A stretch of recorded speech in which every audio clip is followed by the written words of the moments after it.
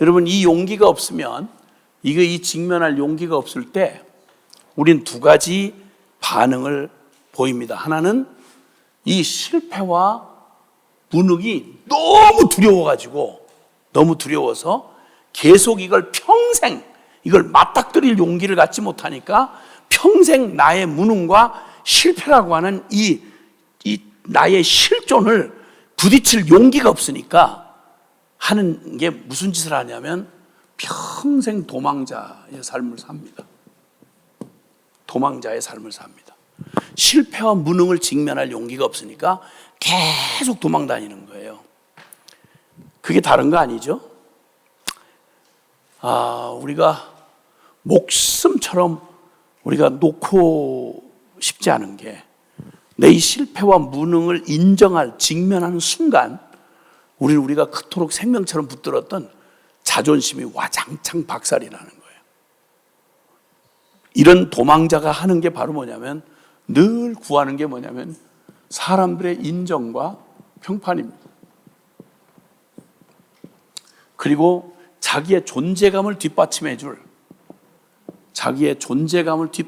걸 불안하니까 불안하니까 갑옷을 막 챙겨 입는데, 쉽게 말하면 사람들 앞에서 나의 이 실패와 무능이 드러날까 봐 자기 존재감을 확인해 줄 수많은 자격증, 사람들의 인정과 평판을 만들어낼 실력, 죽자고 실력을 쌓는 이유와 근거가 뭐냐면 자기의 이 존재의 실패와 무능을 가리워줄, 대체해줄, 이런 것들을 찾느라고 전전긍긍한 거예요.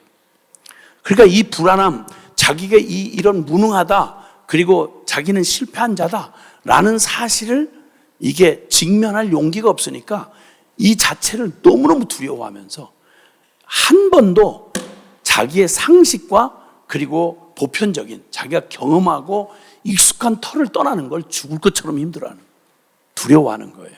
그러니까 항상 상식과 통박의 바운다리를 벗어나려는 시도를 하잖아요. 심지어는 복음 앞에서도 주님 복음을 연구는 해요. 제자 훈련도 받아. 그런데 그 자기의 실체가 드러날 수도 있는 이런 믿음의 과감한 자기의 한계를 넘어서 흔한 말로 모험하듯이 복음의 진리에 자신을 던져서 순종하는 일을 못 해보는 거예요. 항상 상식선 안에서 실패하지 않을 확인을 두드려보고 그 상식선 안에서 안전한 지원책을 든든한 지원책, 많은 사람들의 인정을 받는 길, 그리고 자기의 존재감을 항상 인정하게 해주는 그런 터를 찾아서 계속 배회를 하는 거죠. 그러니까 일평생 정직하게 말하면 실패와 무능을, 자기 실존을 정확하게 보고 내가 얼마나 무능한 자이며 얼마나 비참한 실패한 자인지를 맞닥뜨릴 기회가 다가오면, 쉽게 말하면 복음 앞에서조차 나의 복음이 직면될 위치에 딱 오면 슬그머니 핑계와 합리화를 대고 적당하게 피해요. 지금은 아니야. 지금 준비가 안 돼 있어. 그리고 자꾸만 비슷한 곳을, 양심은 자꾸 소리를 지르니까 비슷한 곳을 배회를 하면서 이 안으로 뛰어들지는 않는 거예요. 이런 사람을 도망자라고 할 수 있다. 그러니까 이렇게 하기 때문에 사람들에게도 틈을 안 줘. 나의 약점을 보여주지 않으려니까 막 자존심을 세우고 그냥 사람들을 걸핏하면 그냥 공격적이고, 그리고 틈을 안 주는 거예요. 솔직하게 나의 정체를 직면할 수가 없는 거예요. 또 하나, 이 실패와 무능을 직면할 용기가 없으면 첫 번째는 도망자로서 살지만 두 번째는 이 실패와 무능을 머리에 이고 다니면서 경배해요. 이런 사람의 특징은 자기 연민, 우울, 열등감, 무기력, 자기의 존재의 실패와 무능을 직면할 용기를 가진 사람은 자기 연민에 빠지지 않아요. 그런데 이걸 직면할 용기가 없으니까 자꾸만 이 실패와 무능을 인정하지 않는 태도가 뭐냐면 나는 이렇게 불행해요. 나는 이렇게 상황을 잘못하고 태어났어요. 나는 누구한테 아무도 인정받을 수가 없어요. 나는 이렇게 사람들 앞에 내놓을 게 없어요. 이러면서 아야 이 실패와 무능을 아야 머리에다 이고 다니면서 경배를 하는 거예요. 그러니까 우울증 걸리고 그냥 자기 연민에 빠지고, 이건 절대 자기 연민이나 우울이나 열등감이나 무기력은 실패와 무능을 인정하는 태도가 아니에요. 인정한 태도가 아니에요. 자, 그러면 이제 우리의 영적 상태를 한번 살펴봐야 되겠어요. 나는 정말 나라고 하는 이 존재의 실패와 무능을 직면할 용기를 가지고 있나? 이게 없을 때 우리는 완전한 복음을 듣고도, 그리고 완전한 부르심을 받고도 우리는 나의 실패할까봐, 그리고 나의 무능이 드러날까봐 절대 모험 안 해요. 믿음의 순종을 할 생각을 하지 않아요. 항상 안전빵 두드리고, 그리고 흔한 말로 선교사들이 직면하는 얘기가 바로 뭐냐면, 그래도 큰 교단, 실력 있는 무언가를 인정받을 자격도 하고 안수받고, 그리고 이게 뭐 잘못했다는 게 아니라 그 배경이 바로 뭐냐면 사람들에게 사람 인정 안 해주면 내가 어떡하겠냐는 거죠. 불안한 거예요. 그러니까 믿음으로 순종할 수 있는 하나님의 부르심이 놀랍고, 주님이 순종만 하면 정말 쓰실 수 있는 기회가 열려 있어도 거긴 나는 아니야. 그건 나는 아니야. 그런 모험을 못 해요. 두려우니까. 그러면 자기의 모습이 드러날 테니까. 이렇게 이 실패와 무능을 직면할 용기를 못 가질 때 하나는 늘 불안과 두려움이 은근히 나를 조여오니까 늘 사람들의 인정과 평판을 두리번거리면서 사람들의 평판에 굉장히 민감해 있어요. 사람들이 나를 안 알아줘요. 뭐 나는 이렇게 무시당하고 있어요. 뭐 나는 또 그러니까 아야 그런 걸 곁을 못 오게 하려고 어떻게든지 실력을 쌓고 증을 따고, 그리고 커다란 어떤 단체, 어떤 사람이 볼만한 그럴만한 이런 곳으로 계속 가고, 자존심 체면 이거는 아야 어떤 경우에도 양보를 안 하죠.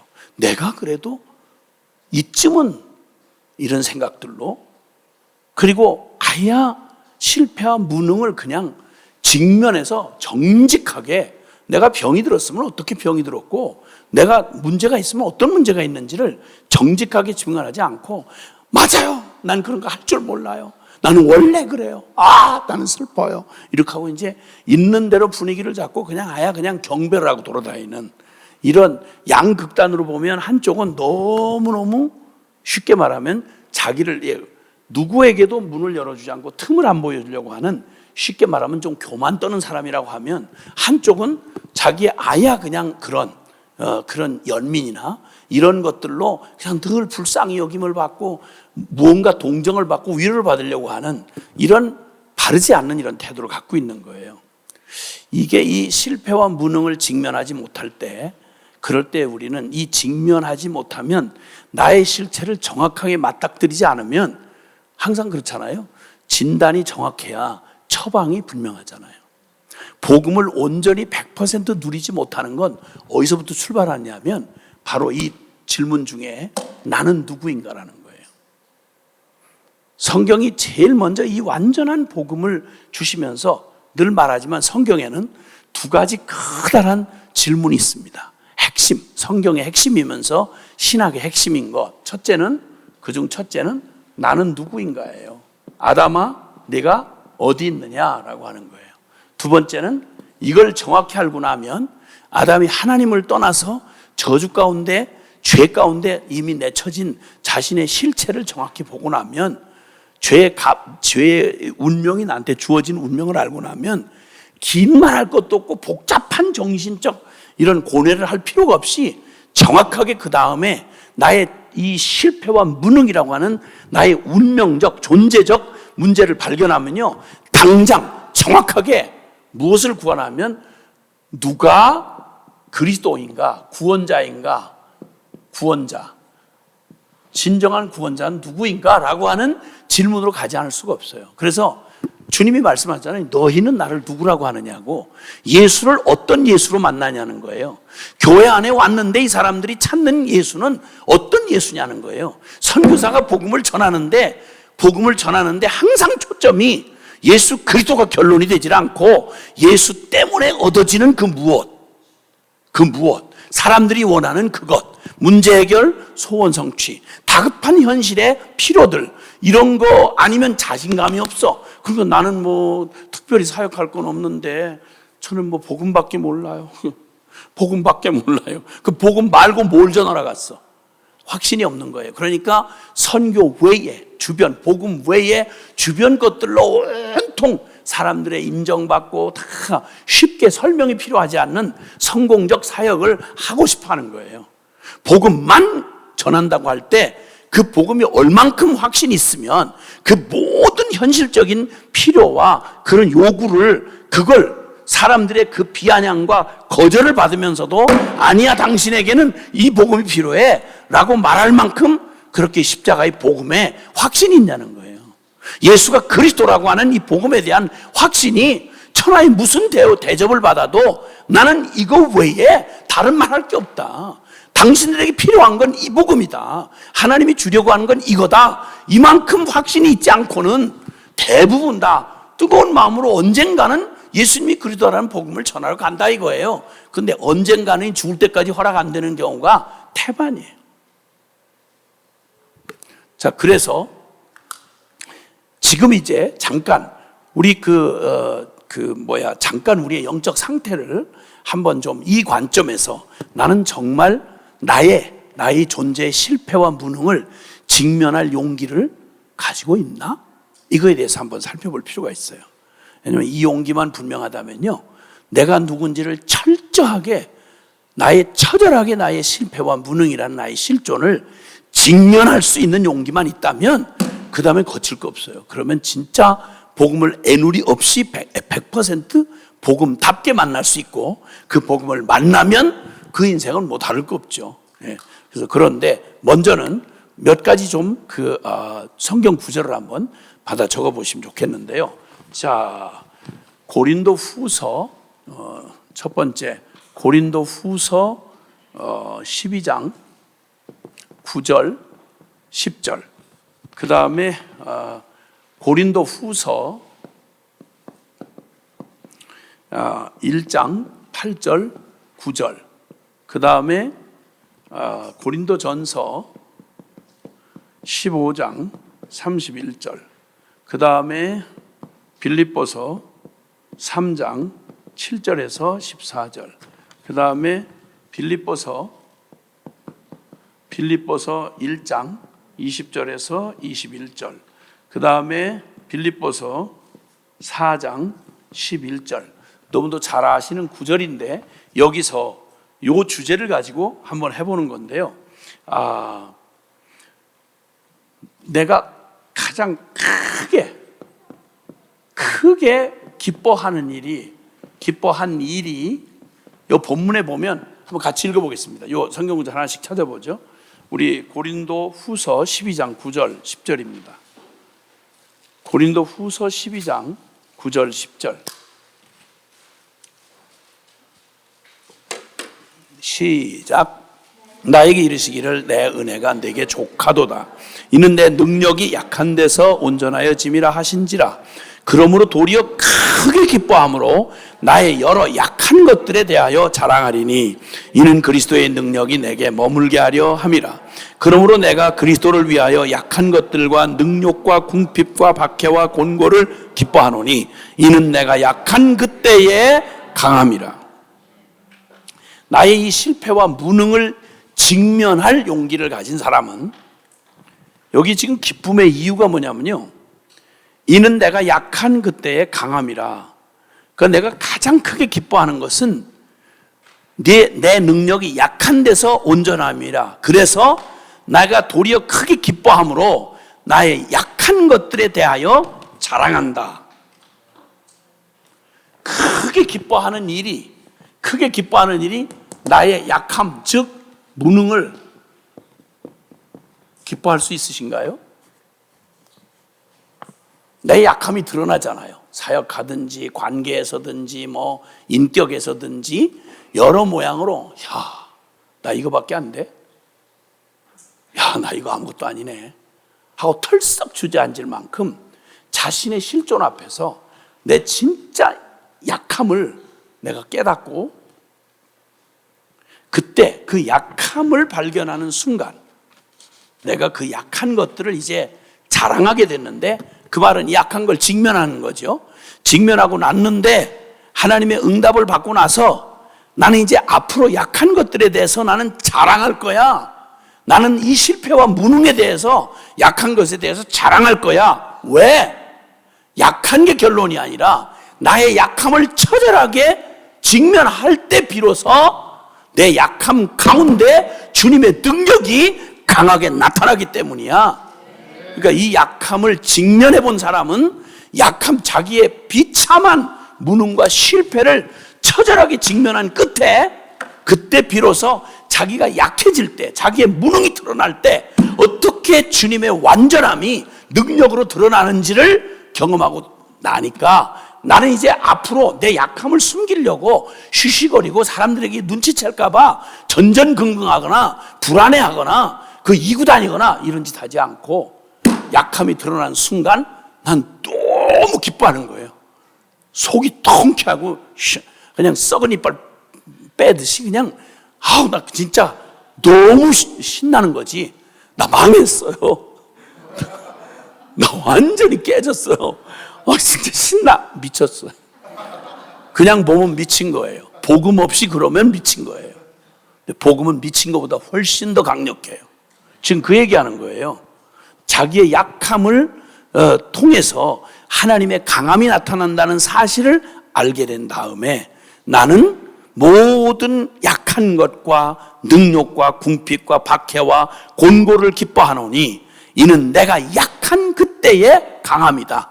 뭐가 안 돼? 여기 지금 얘기하는 거 보세요. 내가 그리스도를 위하여 약한 것들 어디 가서 완전히 선교지에서 완전히 두 손 두 발 묶어놓은 것처럼 할 수 있는 게 아무것도 없어. 아무것도 없어. 거기다가 더 적극적으로 막 능력이 찾아와. 이웃 개도 더 짖어. 사람 심정 상할 때는요, 개 짖는 것도 정말 낙심이 돼요. 저 빌어먹을 개가 평소에는 안 짖더니 내가 마음이 막 낙담이 되고 이렇게 하니까 어떻게 이걸 알고 개도 다 짖네. 안 짖던 개도 짖네. 사람 재수 없으려면 별게 다 재수 없고 사람 낙심시키려면 별게 다 낙심이 돼요. 지나가던 사람 눈빛 하나도 낙심이 돼요. 침을 한번 툭 뱉었는데 그 사람도 모르고 휙 뱉는데 해필레가 거기를 지나가다가 발등에 침이 딱 달라붙은 거지. 진짜 재수 없이 난 진짜 어디서도 위로받을 데가 없구나. 아니 위로받고 자시고 말 것도 할 것도 없어. 만사가 다 그렇게 보이는 거예요. 근데 그런 약할 때 나는 오히려 기뻐한다. 왜? 이는 그리스도. 나는 약한 것들에 대하여 자랑하리니 이는 그리스도의 능력이 내게 머물게 하려 함이라. 뭐가 안 되고 꼬이고 막히고 궁핍과 박해와 곤고 이걸 기뻐하는데 내가 약하고 내가 아무것도 할 수 없을 그때가 바로 강함이다. 왜? 주님이 나서지 않으면 아무것도 될 수 없는 상황을 주님이 주실 때야말로 주님을 아침 숨 쉬는 것부터 시작해서 주님 의지하지 않고는 한순간도 갈 수 없는 이런 상황이 오면 기뻐한다는 거예요. 왜냐하면 주님의 능력이 나타날 기회이기 때문에. 근데 정말 그렇게 뭐가 안 되고 내 힘으로 하려고 하고 그리고 나의 모든 어떤 걸 다 쥐어짰는데도 안 되고 주저앉고 막히고 상황은 재수가 못 묻은 것 같고 아무도 나를 도와준 사람이 없는 것 같을 그때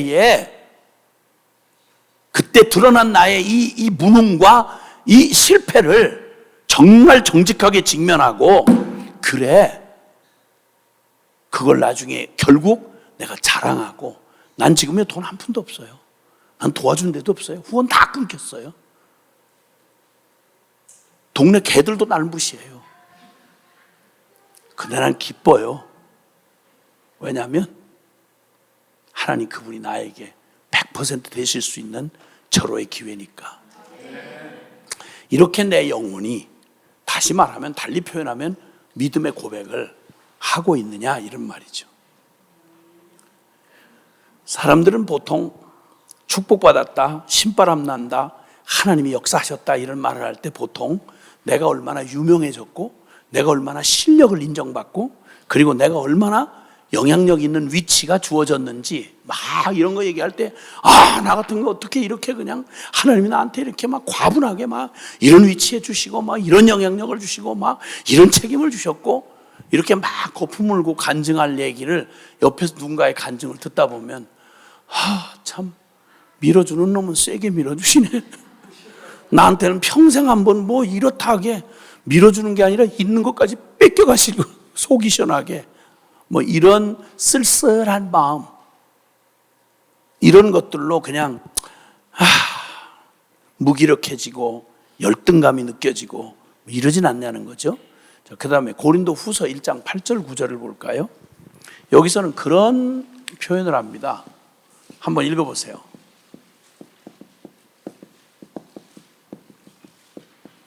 자, 시작.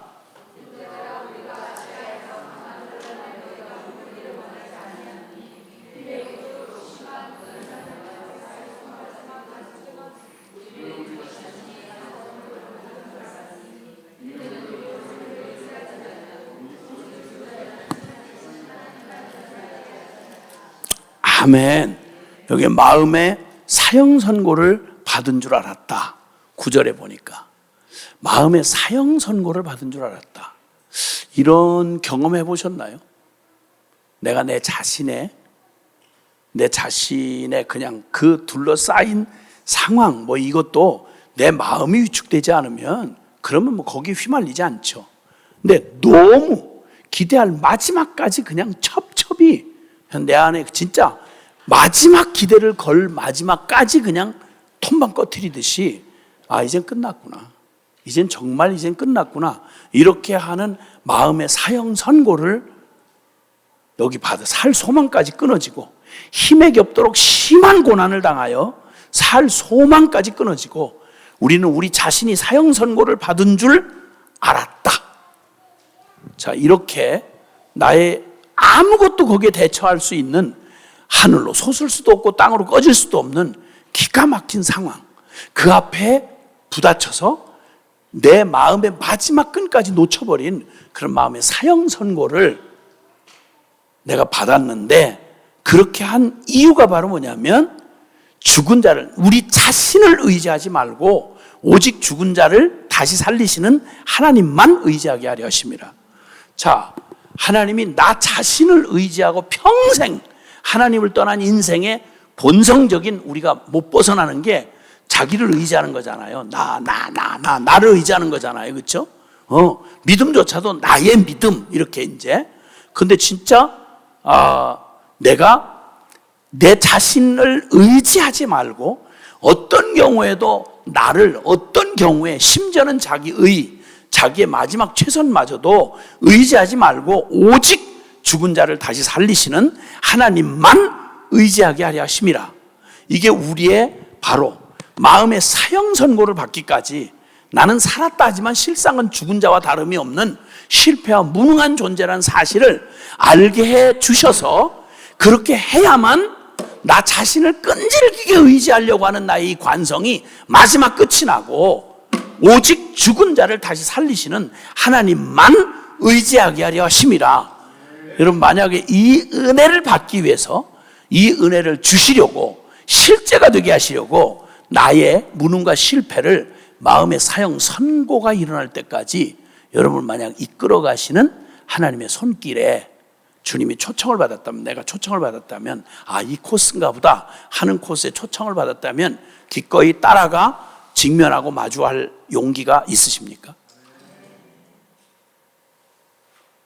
대답한 대로 되는 건 알고 아멘 하시는 거죠 지금? 눈물도 안 나올 만큼 여기 과장 표현이 아니고요, 다시는 내가 내 자신을 의지하거나 내 의지가 뭐 나는 한다면 하는 사람이고 뭐 나는 어떻고 일체 내게서 나를 의지할 만한 내 계산 통박, 나의 의지, 나의 모든 이런 것들을 의지할 여지가 없도록 완전히 사형됐구나. 나 죽었구나. 그러면 그 다음에는 내가 할 수 있냐 없냐, 뭐 잘했냐 못했냐, 실망하냐 안 하냐, 이런 유에 대해서는 더 이상 고민할 게 없을 만큼 그렇게 죽은 자를 다시 살리시는 하나님만, 하나님 귀해 좋으신 분이야. 그 하나님을 믿는 나의 믿음, 이것조차도 아닌, 그래서 그 주님만 의지하게 하려 하시려고 주님이 나를 진짜 나에 대한 마음의 사형 선고가 일어날 수밖에 없는 자리로, 그 절망의 자리로 나를 이끌어 가시는 대전제가 있잖아요. 하나님이 나를 버리실 리가 없고 나를 사랑해서 아들까지 주신 분이 그냥 당하게 하는 일은 없을 거예요. 근데 어떤 때는 하나님이 떠나셨나? 날 잊으셨나? 내 손을 놓으신 건가? 이런 생각이 들 정도로 진짜 말 그대로 욥이 당했던 그 황당한 사건처럼 그렇게 마음의 사형 선고가 일어날 때까지 잠잠하고 상황이 내던져 놓으시고는 응답도 없고 이런 상황으로 이끌어 가시는 이거, 사람들은 대부분 여기까지 안 가요. 직면할 용기가 없어서요, 톡 껴요. 다른 방법을 찾거나 부르심을 접거나 아니면 누구 원망하고 막 악을 쓰거나 다른 길을 찾지, 그 하나님 손에 나의 이 해답 없는 마음의 사형 선고가 나는 이 상황을, 거기다 자신을 맡길, 직면할 그런 용기가 없는 거예요. 그러니까 피하는 거예요. 도망가는 거예요. 그래서 대부분 부르심을 접는 대부분의 경우를 보면 이 케이스에 초입에 들어서자마자 어떻게 하나님 앞에 부름받은 나를 이렇게 하실 수가 있어요? 왜 응답을 안 하시는 거예요? 이런 식으로 대부분 그냥 1단계에서 그냥 접는 사람 수두룩하고요. 대부분. 좀 버티다가도 옆에서 듣는 사람이 야, 시험 들 정도로 어떻게 하나님이 이렇게 하시까지 하시지? 이럴 정도의 고난과 설명 안 되는 답답한 길을 겪는 경우가 있단 말이에요. 전 제 자신의 마음의 사형 선고를 받았던 때를 잊지 않고 있어요.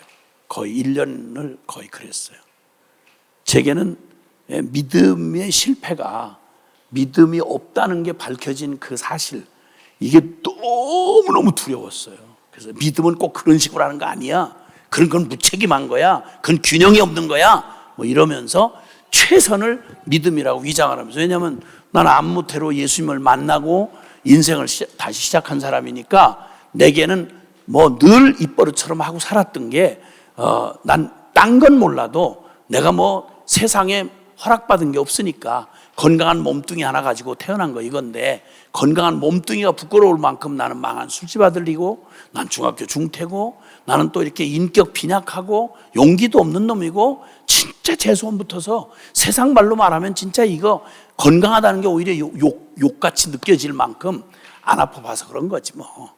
사실은 그런 건데, 어쨌든 그냥 그때로서는 그렇게 자살도 못하는, 성공 못하는 이런 비참한 지경에서 예수님을 만났으니까, 그날 이후로 나는 내가 아는 한, 다른 건 내가 인생에 다른 건 내놓을 게 아무것도 없지만, 그러나 하나님 앞에 이 은혜 받은 내가 믿음만큼은 나는 누구한테도 지기 싫다. 그래서 10년 동안을 진짜 경쟁심 플러스 뭐 주님 사랑 플러스 복합적으로 해가지고 최선을 다해서 진짜 살았죠. 주님이 증인이시죠. 뭐 뒤돌아볼 생각이 없었으니까. 그때 해결되지 않는 내 내면의 이 목마름을 주님이 닮아지지 않는, 내 내면이 바뀌지 않는 것 때문에 누가 뭐라고 한 게 아닌데 내가 미치겠는 거예요. 이게 무슨 원인인가? 믿으면 내가 더 믿어야 될 때 어떻게 더 믿어야 되나? 내 믿음이 크질 못해서 그러나, 갈팡질팡하고 있을 때 최선과 믿음을 구별해서 정확하게 가르쳐주는 사람을 얘기해줘도 못 알아들었겠지만, 그때는 그런 가르침이 한국교회 보편적 가르침이 아니었어요.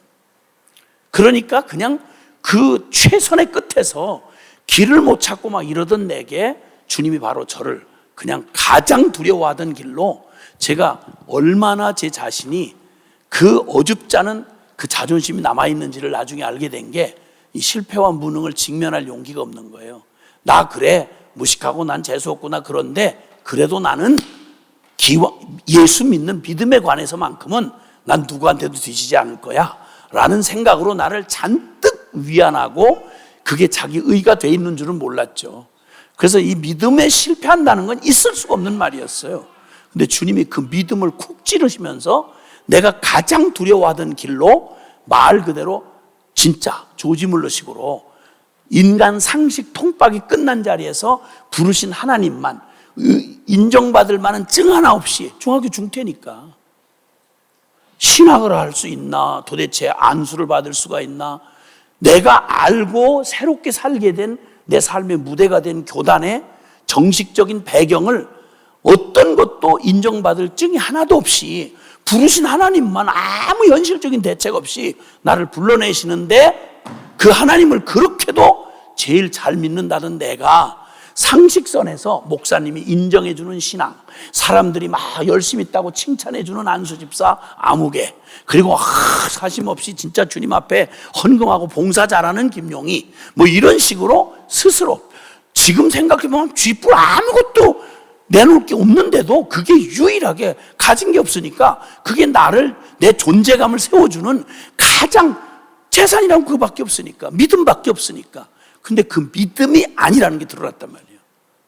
이걸 인정할 수밖에 없는 제 마음의 사형 선고는 제 인생의 마지막 희망이 나를 구원해 주신 하나님 믿는 믿음이었거든요. 그러니까 무소유로 살았죠. 근데 무소유로 산다는 것도 지금의 의미의 무소유가 진짜 믿음의 무소유가 아니라 그냥 내가 밥 먹고 살고 상식으로 사는데 단지 내 거 챙기지 않고 헌금하면서 그렇게 성실하게 일하면서 살아가는 것, 이 정도를 나는 믿음이라고 생각했고 그렇게 가르침 받았고, 근데 주님이 불러내신 건 아무에게도 인정받지 못하고 알려진 교회 상식으로 말할 때 그때 상식으로 누구의 의지할 만한 아무것도 내게는 허락해 주시지 않고, 그리고 부르신 하나님만 알고 부름받은 나만 알아. 그러니까 내가 주의 종이라고 그러면 전부 네가 무슨, 이거 완전히 돌팔이네. 어느 교단에서 네가 인정받았어? 안수 받았어? 너 신학했어? 대답할 말이 하나도 없는 거예요. 그런데 하나님이 강제로 불러내신 거야. 못 따라가겠더라니까요. 죽으면 죽었지 그렇게 못하겠더라니까요. 처자식 데리고 누가 밥 먹여주냔 말이에요. 누가 인정을 안 해주는데 내가 어디서 무슨 사역을 하냐고. 아는 건 나 목사 돼가지고 설교하는 것밖에 주의 종이라는 개념이 없는데, 그러면 아예 당초부터 내가 자라난 교단에서는 있을 수 없는 얘기니까 그 말도 안 되는 걸 설명도 안 해주신 채 나를 그냥 따라오라고만 그러시는데, 무슨 일거리도 아니고 어디 무슨 방법을 가르쳐 주는 것도 아니고 방법은 아무것도 안 보이고 다 막혔고, 그러면 나만 혼자 비난을 들어가면서 너 잘못 들은 거다, 너 그건 미친 거다, 그거 너무 극단적이다, 네 처자식은 어떡하려고 그래, 너는 사명받았다고 그러지만 가족들 다 굶기면서 그 말이 되냐, 뭐 이런 식이었으니까 이 수많은 질문과 이 해답 없는 얘기에 몸부림을 하면서 1년 동안 처절하게 얼마나 내가 내 자신을 직면할 용기가 없었던 사람인지를 처절히 깨닫게 하시고, 나중에 진짜 마음의 사형 선고를 받게 하신 다음에야 비로소 그 사형 선고 받은 내 실체가 딱 드러나고 나니까 더 이상 내게서 어떤 기대, 내가 뭐 이렇게 해서 뭐 어떤 의지를 가지고 내가 무슨 뭐 어떤 이 나에게서 나올 수 있는 모든 계산기가 다 사라졌을 때 비로소 주님이 부르시는 말이 너를 의지하는 게 요만큼한 상식과 통박과 문화도 이걸 의지하지 말고 오직 죽은 자를 다시 살리시는 하나님만 믿게 하려 하심이라. 그 하나님만 의지하고 너 후원 없는데 그냥 저 산골골 처박혀서 거기서 혹시 굶어 죽어도 아무 갈등 없이 하나님이 부르신 하나님만 믿고 너 기뻐할 수 있냐, 이 말이었어요. 근데 놀랍게도 그렇게 10년을 펄펄 뛰면서도 절대 아무리 믿음이 좋다고 해도 그런 식으로는 믿음을 써보지 못한 믿음을 가지고 애새 때리고 난 지 한 달도 안 되는 핏덩어리 안고 퉁퉁 분 마누라하고 같이 아무런 내일 아침 끓여 먹을 짜장면 한 그릇 밥 그거 없이 평생에 가난하게 살아봐도 비참하게 살아봤어도 이런 식으로 몰상식하게 상식이 끊어진 상태에서 내 뜻대로 당한 처지가 아니라 내가 선택할 수 있는 여지가 있는데 돈벌이 할 수 있었거든요. 젊은 몸뚱이 가지고 아니 밥 한 끼 해결하는 거 못하겠어요? 돈 벌던 사람들이거든요. 저희 부부가. 이걸 완전히 있는 수족을 끊어놓은 것처럼 하늘만 쳐다보고 굶어 죽을지라도 부르신 주님 한 분 의지하고 순종할 수 있느냐? 가라. 이렇게 해서 가서 엎드러져 가지고 상식대로 하면 굶어 죽어야 되는 상황을 놀랍게 하나님이 나를 어떻게 바꾸셨냐면 나를 의지하는 걸 0.01% 없고 내가 할 수 있냐 없냐, 누가 인정해 주냐 마냐, 실력이 되냐 안 되냐, 가능성이 있냐 없냐, 이게 전혀 이전에는 전부 그게 해결이 돼야 하나님 믿습니다. 하나님이 날 해준다면 이런 걸 다 해주시겠죠. 이 조건을 걸고 하나님을 믿었던 제가 하나님과 나 사이 이 조건을 치워버리고 하나님만 의뢰하게 하려 하십니다. 이건 제가 제 자신의 실패와 죽음을, 무능을 직면하도록 이끌어 가신 그분에게 내가 도망쳤더라면 저는 못 만났죠. 그리고 이 사실을 깨닫고 났더니 사람들이 다 엄청난 신학적 명분, 굉장한 영적인 신령한 핑계 되는 모든 얘기의 끝은 제가 보고 만난 복음을 똑같이 같이 얘기를 하다가도 끝에 가서 결국은 슬그머니 꼬리 내리고 이렇게 뒤로 이렇게 돌아서는 사람들의 이야기의 끝은 전부 이 얘기였어요. 믿음이 실제가 아닌 거예요. 여전히 하나님 다 믿어요. 교리적으로 다 믿어요. 근데 그 믿는 믿음이 당신에게 실제라면 당신이 아무것도 할 수 없는 자기 자신의 존재에 대한 절망과 그리고 사형 선고를 받고 나면 그 다음에 내가 할 수 있냐 없냐, 누가 뭐라고 하느냐, 조건이 따지냐, 뭐 내가 가능하냐 안 하냐, 이거 아무런 상관이 안 되고 그냥 주님이 하신다는 말을 문자 그대로 그냥 믿을 수가 있는 거예요. 근데 이 자리로 끌고 가야 하나님이 나에게 마음의 사형 선고를 받는 자리로 나를 끌고 가서 내 존재의 이 실패와 무능을 직면하고 났을 때 비로소 믿는다는 게 무슨 말이구나, 하나님을 의지한다는 게 이런 거구나 라고 하는 사실을 맞닥뜨릴 수가 있는데 교리는 동의하면서도 여기까지는 안 가요. 그러니까 늘 복음은 실제가 안 된 채로 고민만 잔뜩 하다가 연구만 잔뜩 하다가 날마다 뒷도 놓는 거예요. 이 실패와 무능을 직면할 용기, 이게 우리에게 필요해요. 왜냐하면 이건 그냥 하라면 자살행위죠. 근데 주님의 복음의 초청이 바로 그 초청이거든요. 내가 어떤 존재인지를 십자가 앞으로 나오란 말이 다른 게 아니라 없는 걸 그렇게 쥐어짜서 만들으란 말이 아니라 네 원래 하나님 떠난 너의 실체가 하나도 건질 게 없는 존재적 죄인이며 너에게서 선한 게 나올 게 요만큼도 없다는 사실을 알도록 주님께서 벌거벗은 영혼의 모습으로 주님의 십자가의 빛 앞에 나오면 나의 실체를 볼 때 제일 하나님 떠난 내가 얼마나 비참한지 더 비할 데가 없을 만큼 나는 무능할 뿐만 아니라 완벽하게 실패한 실존을 직면해야 비로소 내가 주어진 복음이 얼마나 엄청난 복음인지를 알게 된단 말이죠. 복음은 있는데 믿는 건 또 따로 내가 결제를 내야 되는 이런 배부른 짓을 계속하는 한 죽을 때까지 애를 써도 이 복음은 나한테 실제될 길은 결코 없다는 말이에요. 그 얘기예요. 그 얘기. 고린도전서 15장 31절. 고린도전서 15장 31절. 찾으셨으면 시작.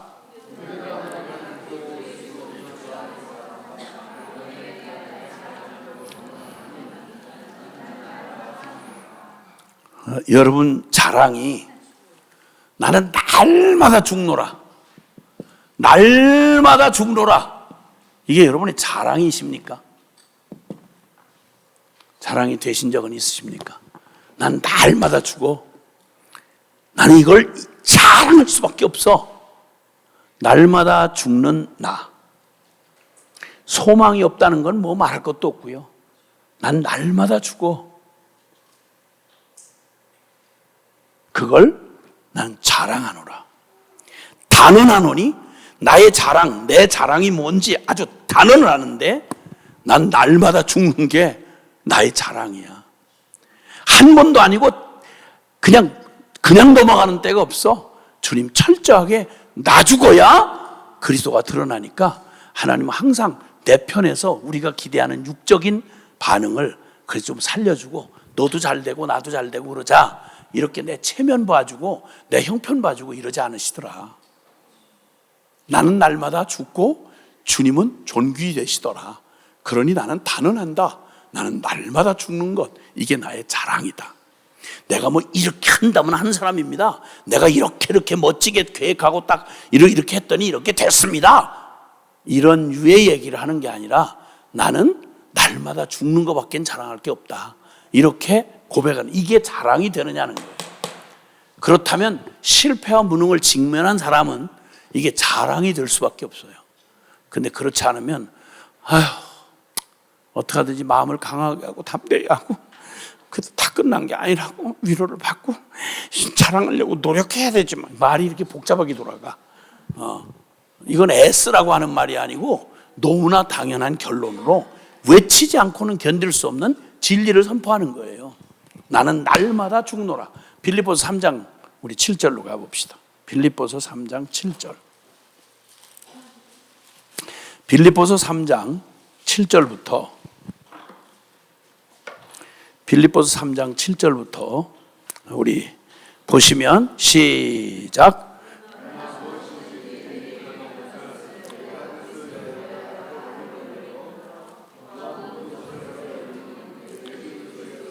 지식이 가장 고상하기 때문이라 내가 그를 위하여 모든 것을 잃어버리고 배설물로 여김은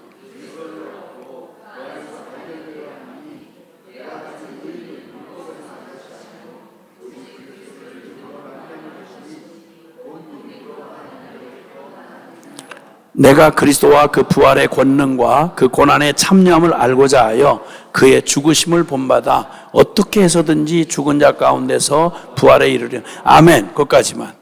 자, 예수님을 위해서 모든 걸 잃어버리고 배설물로 여김은 그 안에서 발견되려 함이라. 그리스도 안에서 내가 그리스도 밖에서 잘났나? 대단히 열정적인 나, 선한 나, 이게 아니고 그리스도 밖에 있는 나, 아무리 좋은 걸 가지고 있었다고 해도 나 이거 배설물 똥같이 여기고 해악으로 여긴다. 그가 얘기했던 모든 것은 너무도 사람들이 그냥 유대인들이 막 갈라디아 교회를 다 흔들어 놓을 만큼 그렇게 대단했던 베냐민 지파요, 8일 만에 할례를 받고 뭐 히브리인 중에 히브리인이고 바리새인이고 율법으로는 흠이 없고, 이건 그냥 자랑할 수 있는 게 아니라 진짜 특별하게 선택받은 사람만 누리는, 쉽게 말하면 왕족이면 왕족만 자랑할 수 있잖아요, 왕을. 근데 왕족이며 선민이며 그리고 하나님 앞에서 이런 기득권을 누가 옆에서 흉내낼도 못 가진 이 특별한 걸 가졌는데, 내가 그리스도 예수를 그 예수를 얻고 내가 그리스도를 얻기 위해서 내가 그를 위하여 모든 걸 잃어버릴 뿐만 아니라 배설물로 여긴다. 여러분, 바울이 그 예수 그리스도를 담에서 만나고 나서요, 그가 이 모든 걸 다 잃어버렸잖아요. 유대인으로서 가장 그는 선택적으로 그가 정말 누구도 흉내낼 수 없는 특별한 걸 가지고 있었잖아요, 기득권을. 베냐민 지파, 바리새인, 율법의 의로 흠이 없는 것, 유대인 중에 유대인, 히브리인 중에 히브리인, 그냥 진짜 꼴통 보수의 특별한 선민으로서 가지고 있던 모든 거, 그가 그냥 유대인으로서 있었더라면 모든 걸 최대치로 누리고 살아갈 사람이었는데, 복음을 선택하는 순간 이 모든 것들을 휴지 조각만큼도 도움이 안 되는 거예요. 그리고 어줍지 않게 그가 알고 있었던 유대적 전통과 성경 지식과 그리고 그 모든 종교적 체험, 이 모든 게 그리스도 예수를 아는데 너무 회방이 되는 거예요. 그러니까 겉으로의 모든 자격도 유대인으로서 기득권을 누리고 누구도 흉내내고 싶은 모든 걸 다 가지고 있는 모든 걸 복음을 선택했기 때문에, 선교사가 됐기 때문에 그 모든 걸 다 잃어버린 거예요. 잃어버릴 뿐만 아니라 배설문을 자기 스스로도 자기 안에 이 모든 자긍심, 자기의, 그리고 막 이 성경에 대한 확신, 그리고 그 엄청난 박학다식한 성경의 그 깊은 지식들, 이 모든 걸 자기가 배설물로 여기면서 마음 중심 안에서 다 버린 거예요. 뭘 얻으려고? 그리스도를 얻으려고. 그리스도를 얻으려고. 그러니까 모든 걸 잃어버리고 배설물로 버릴 것밖에 없는 자신의 실패와 무능한 존재임을 하나님 앞에 자신을 발견했을 때, 이 모든 것들이 이전에는 그리스도 없을 때는 자랑거리였는데 그리스도를 딱 발견하는 순간 그 모든 것들이 너무 끔찍한, 이건 배설물 똥 같은 것이고 해악이에요, 해악. 이것이 얼마나 부끄럽고, 전에는 이걸 가지고 과시하고 이 의가 넘쳐가지고 이거에 못 미치는 사람들을 때려잡고 돌아다니던 아주 대단한 자기의에 충만했던 사람인데, 복음의 빛 앞에 딱 서고 나는, 본질과 실체 앞에 서고 났더니 자기가 그걸로 무장했던 자신이 괜찮은 유대인, 실력 있는 아주 구별된 사람, 이 모든 것들이 너무너무 비참하고 한 프로치도 도움이 되지 않는다는 걸 깨닫고 나서, 야, 이걸 전부 이렇게 잃고 버리고 이렇게 할 만큼 내 안에 가지고 자랑할 만한 게 아무것도 없다는 사실을 깨끗이 알게 된 거죠. 제가 몸담고 있었던 한 선교단체에, 거기에 창시자가, 그가 사람들에게 굉장히 주목을 받고 그리고 굉장히 영향력 있는 성경 교사로서 그렇게 영향력을 펼치던 그가 어느 날 자기가 아주 결정적인 이 성경 해석에 자기가 깨닫지 못했던 게 있었다는 사실을 깨달은 거예요. 그게 다른 게 아니고 이제 복음의 승리에 관한 내용이었는데, 너무 비슷한데, 다시 말하면 제가 깨달았던 것처럼 최선과 믿음이라는 차이를 구분하지 못한 채 그냥 자기가 혼돈된 내용을 너무 사람들한테 인정과 평판을 받으면서 십수년 동안 그 명성을 쌓아온 내용이었어요. 근데 어느 날 아침 자기가 치명적으로 자기의 가르침에 오류가 있다는, 성경이 말하는 이 사실이 거기에 담겨져 있다는 사실을 깨닫고요, 놀랍게도 그 사람이 자기가 그토록 자기를 자기 되게 할 만큼 명성을 얻게 하고 영향력 있게 이렇게 쓰임받았던 그 내용이, 이 작은 차이지만 이게 성경의 복음을 전하는 사람의 입장에서는 작게 볼 수가 없는 거예요. 그래서 자기의 모든 것이 달려 있었던 그 교재를요, 흔적도 자기 기억에도 남지 않도록 완전히 태워버렸어요. 아무것도 남기지 않고. 그리고 처음부터 다시 바르게 깨달은 그 진리의 관점에서 다시 교재를 만들기 시작했어요. 이런 일을 쉽게 할 수 있을까요? 내가 박사학위 받은 논문 가지고 사람들의 박사학위도 받았고 그걸로 인정받았는데, 나를 지금 나되게 한 그런 기반이 있었는데, 어느 날 내가 깨달았던 게 내 수준, 그때 당시에 사람들 중에서는 최고였고 내 인생의 업적이라고 생각했는데, 하나님의 진리에 빛 앞에 보니까 미묘하게 빗나간 것 같은데 아닌 거예요. 이걸 버리기에는 너무 아까웠고 자기 실제 현실이 달려 있으니까. 제가 복음학교에서 어떤 똑같은 예를 봤는데요, 한국에서 꽤나 알려진 치유사역자인데 복음학교로 왔다가, 그 치유사역으로 아주 많이 알려진 분이에요. 근데 왔다가 복음학교를 듣다가 충격이 된 거예요. 이게 뭐가 핀트가 안 맞네? 그래서 또 확인하러 또 왔어요. 듣고 보니까 결론을 나중에 이제 상담을 하는데, 그럼 내가 이렇게 알고 가르쳤던 내용이 복음에서 밝혀주고 알려준 내용하고는 이게 좀 이런 차이가 있네요. 어떻게 해야 되죠? 그러는 거예요. 어떡하다니? 그럼 맞는 걸 따라가야지. 근데 그 이후에 보니까 그게 자기 지금까지 생애 전부의 그 관록이거든요. 그것 가지고 알려져 있거든요. 근데 이걸 뒤집기에는 복음이 옳다는 건 알았는데 이건 현실 문제예요. 먹고 사는 문제. 못 바꾸더라고요. 못 바꾸더라고요. 자신의 존재가 내가 지금까지 사람들에게 막 칭찬받고 박수 받았는데 그 사람들 중에는 뛰어났는데 진리에는 안 된 거야. 그럴 때 나의 이 실패와 무능을 정직하게 직면할 용기가 있냐는 거예요. 이걸 직면 못하니까 현실론에만 가면 사람들은 적당하게 타협을 하는 거예요. 복음에 타협을 하는 거예요. 그러니까 복음의 능력이 나타나지 않는 거예요.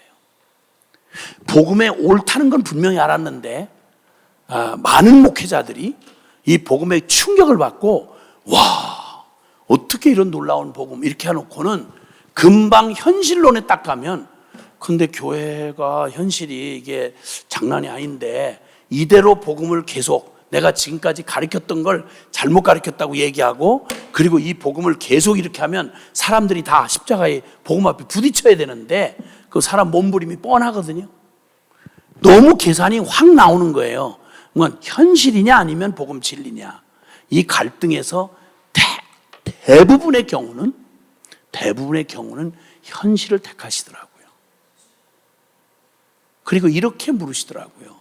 그러면 복음대로 하면 지금의 이렇게 쉽게 말하면 안정되고 성공적인 목회라는 교회는 다 깨져야 됩니까? 이렇게 물으시더라고요. 여러분은 어떻게 생각하세요? 그건 질문이 잘못된 거 아니에요? 질문이 잘못됐잖아요. 지금 현재 이루어진 이 교회의 현상 유지를 할 수 있냐 아니냐에 따라서 선택할 복음이 아니잖아요.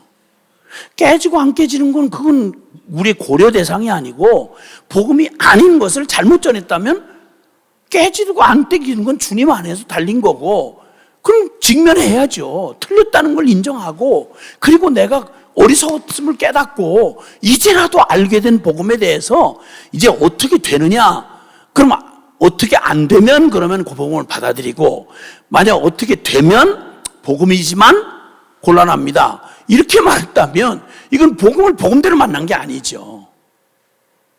그렇잖아요? 우리의 대부분의 고민은 어쩌면 복음을 모를 때는 모른다고 핑계나 됐는데 복음을 명확히 알고 나면 우리는 그때 부자 관원처럼 선택을 해야 돼요. 어떻게 영생을 얻는지를 모를 때는 핑계가 돼서 아주 용기 있게 예수님 앞에 제가 어떻게 영생을 얻겠습니까? 라고 물으니까 간단하고 명확하고 아주 확실하게 주님이 전해주셨어요. 네 마음이 걸려있어. 너는 영생이 먼 게 아니라 네 마음에서 지금 걸려있어. 그것은 너 돈이야 영생이야. 현실이야 복음이야. 그 말이에요.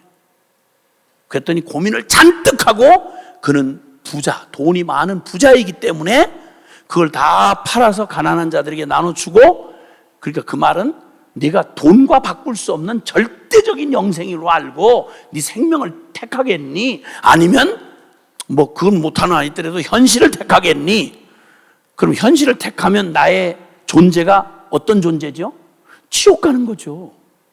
복음을 선택하지 않고 나의 아무리 사람들에게 박수갈채를 받고 칭찬을 받아도 내 존재의 무능, 나는 악을 이길 수가 없어요. 무능한 존재예요. 하나님 앞에 원수가 될 수밖에 없다고. 그리고 나는 천국 못 가요. 왜냐하면 영생을 그렇게 취할 만한 믿음이 내 마음에 없으니까. 현실도 누리면서 영생도 혹 따는 이런 종교적 위안을 받으려고 찾아온 네 태도 가지고는 천국에 아무리 가까워도 넌 들어갈 천국이 없어. 그 말이었어요. 그러면 이 비참한 실체가 드러났을 때 직면을 했더라면 자기 실체의 무능과 실패밖에 될 수 없는 얼마나 비참한 존재적 죄인인지 어떻게 이 진리 앞에서 이런 타락하고 이 어처구니 없는 짓을 할 수밖에 없는지를 깨닫는 걸 인정하기만 했더라면 이렇게 말했어야죠. 주님, 절 도와주세요. 저 믿음 없음을 도와주세요. 제가 이제는 알겠습니다. 제가 천국을 택한 놈이 아니라 이 구질구질한 세상의 쓰레통을 못 놓는 병든 강아지처럼 나는 내 인생에 이 아무것도 해답이 안 되는 이 정욕을 포기 못해서 이렇게 끌어안고 있는 놈입니다. 제가 이런 불쌍한 놈입니다. 저에게 믿음 없음을 도와주소서. 아마 얘기를 이렇게 했더라면 좋았을 것을 더 할 말이 없는데 선택만 딱 남으니까 그는 그의 속을 그대로 고민은 하는 척해. 왜 고민은 뭔 고민인 거 아니? 이것도 갖고 이것도 포기 안 하면서 천국 영생도 가질 수 있는 길은 없나요? 없죠. 그건 없다고 잘라 말하셨으니까. 그러면 스스로 그가 경배하고 다녔던 게 바로 뭐냐면 그런 비참한 자기 죄인된 실존을 직면하고 싶지 않아요. 그냥 괜찮은 사람, 아주 선한 유대인, 그래서 잘하면 천국도 갈 수 있는 사람, 이런 정도로 생각을 해왔던 자기의 실존이 변명할 수 없이 드러났으면 엎어져서 통곡을 하고 안 되면 도와주세요. 주님 도와주세요. 이렇게 매달렸어야 되죠. 근데 부자 관원 증후군은 오늘날 수많은 목회자들에게서, 수많은 선교사들에게서, 어쩌면 우리에게서 복음 앞에 고민을 하면서도 세상 안 변하는 세상의 문제가 아니고 어려운 복음의 문제가 아니라 어쩌면 내 심령 안에 이 벽을 못 넘고 있는 복음인지 모른단 말이에요. 진짜 우리에게 필요한 건 대전제 얘기했잖아요. 선교 우리가 걱정할 거 아니에요. 선교는 결론이 정해져 있다니까. 선교는 완성될 수밖에 없어요. 이 세상은 하나님의 심판받고 구원받는 분명한 미래를 정해놓고 있다고요. 우리가 실패한다고 주님 실패 안 하세요. 늦춰지지도 않아요. 반드시 하실 거예요. 우리가 아니라면 돌들로도 아브라함의 자손이 되게 할 수 있는 주님이라고 분명히 얘기했잖아요. 근데 문제는 주님께서 우리에게 주신 이 기회에 서 있는 내가 문제인 거예요. 대답이 멀리 있는 게 아니에요. 하나님 나라는 여기 있다 저기 있다 할 거야 아니라 네 마음 안에 있느니라라고 말한 거예요. 세계 복음화는 다른 데 있는 게 아니라 바로 저와 여러분, 선교사인 저와 여러분 안에 있단 말이에요. 이 사실을 직면해 보고 세상에 무슬림이 딴 데 있는 게 아니라 내가 무슬림이구나, 힌두교인이 딴 데 힌두가 아니라 다 신교를 믿는, 이것도 믿고 저것도 믿는 이 잡다한 내가 복음과 세상을 같이 붙들고 있는 이 자아의 이 비참한 이 실패를 인정하지 않고 어떻게든지 얘 자아 붙들고 이렇게 꾸며보고 저렇게 꾸미려고 하는 내가 바로 이게 힌두교인이구나, 다신교인이구나. 그리고 십자가 앞에 정직하게 서서 내 영혼의 비참함을 주님이 보여주실 때, 왜냐하면 해답이 하나님에게 있음을 알기 때문에 그래야 직면할 수 있는 거예요. 수술실에 들어갈 수 있는 건 용기가 아니라 바로 그 수술을 능히 해낼 수 있다고 믿는, 노련하고 신뢰가 가는 의사를 믿는 믿음 때문에 들어가는 거지, 무슨 칼로 째도 나는 참을 수 있다 용기 가지고 들어가는 게 아니잖아요. 믿음으로 들어가는 거예요. 그럼 나의 실패와 무능을 직면할 수 있는 용기는 어디서 오는 거 아니? 복음 되시는 주님을 바로 알 때 된다는 말이죠.